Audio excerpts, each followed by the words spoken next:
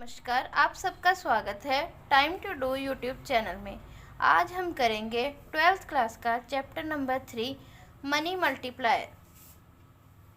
सबसे पहले meaning, it refers to how initial deposit can lead to a bigger final increase in the total money supply. इसका मतलब है कि जब भी हम कोई चीज़ डिपॉजिट करवा देते हैं बैंक में, तो इन द फाइनल टर्म जो हमारा डिपॉजिट मनी है वो कितने टाइम्स बढ़ जाता है। जो फाइनल मनी सप्लाई और टोटल में हमें एंड में जो पैसे मिलते हैं उसको मनी मल्टीप्लायर कहा जाता है। आगे है definition, it is a ratio that shows how much the money supply changes for a given change in the monetary base. इसका अर्थ है कि जो मनी हमने इन्वेस्ट किया है बैंक में, जब डिपॉजिट करवाया है, उसमें कितने टाइम चेंजेस आ जाते हैं, जब वो कितना रूप बदल के कितने टाइम या कितने गुना हो जाता है।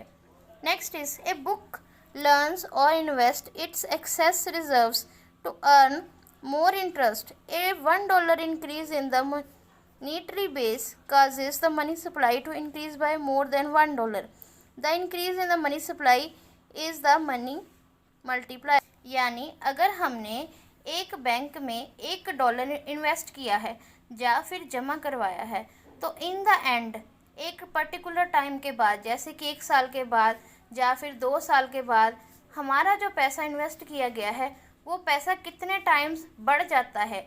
अगर $1 है वो बाद में $2 या $3 बन जाता है, तो ये मनी मल्टीप्लायर इफेक्ट है।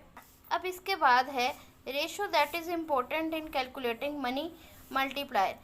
स्टूडेंट्स, ये बुक में भी क्वेश्चन प्रॉपर बना हुआ कि कौन सी रेशोज़ है जो कि मनी मल्टीप्लायर में इम्पॉर्टेंट रोल अदा करते हैं।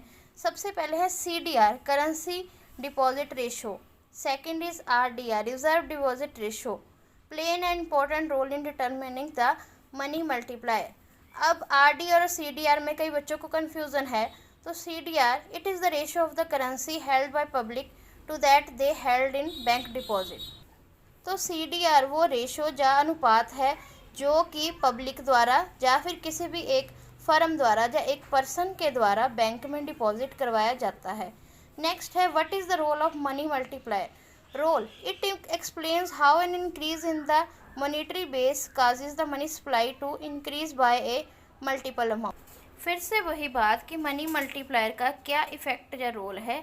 ये जो पैसा हम जमा करवाते हैं उसको बढ़ा देता है इन पर्टिकुलर टाइम। ये बाज़ार की कंडीशंस पर भी डिपेंड करता है और उस बैंक की पॉलिसी पे भी डिपेंड करता है। जैसे कुछ बैंक्स में जो डेबिट रेट है या इंटरेस्ट रेट है वो ज़्यादा होते हैं और कईयों में कम होते हैं। नेक्स्ट है इसका फार्मूला। जो फार्मूला उसमें 3-4 फैक्टर्स हैं। देखिए, first is ER, excess reserves. Excess reserves को क्या होते हैं, जब एक बंदे के पास पैसा है तो उसने अपने सारे खर्चे निकाल के एंड में जो सेविंग होती है उसको एक्सेस रिजर्व कहा जाता है। Next is M1, money supply. Second is MB, monetary base. Third is M1, small m1 is equal to M1 money multiplier. अब मनी मल्टीप्लायर का फॉर्मूला है। अब इस फॉर्मूला के according dash in total money supply, यानी कि change in total money supply upon dash in the monetary base, monetary base में change, इसको इक्वल टू करके 1/r कहा जाता है। इसकी क्या एग्जांपल है, if Amit invested 10 rupees in commercial bank, bank gains 100 rupees final money, the money multiplier is 10।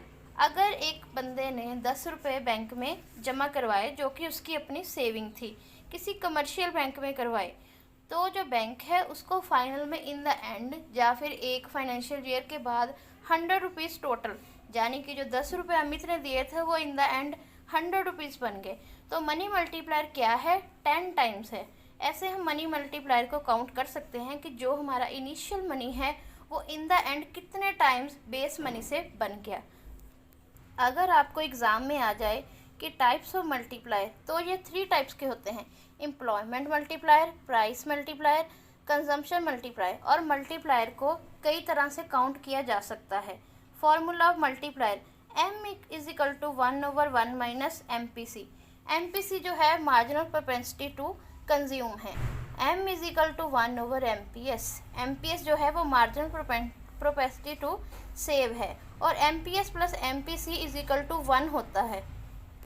ये जो है ये आपको 2 मार्क्स या फिर 4 मार्क्स में भी आ सकता है। अदरवाइज़ आपने मनी मल्टीप्लायर वाले सारे जो नोट्स हैं वो लिख देने हैं। आई होप आपको मेरी वीडियो पसंद आई हो।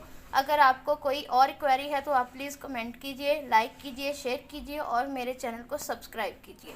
Thank you, have a nice day.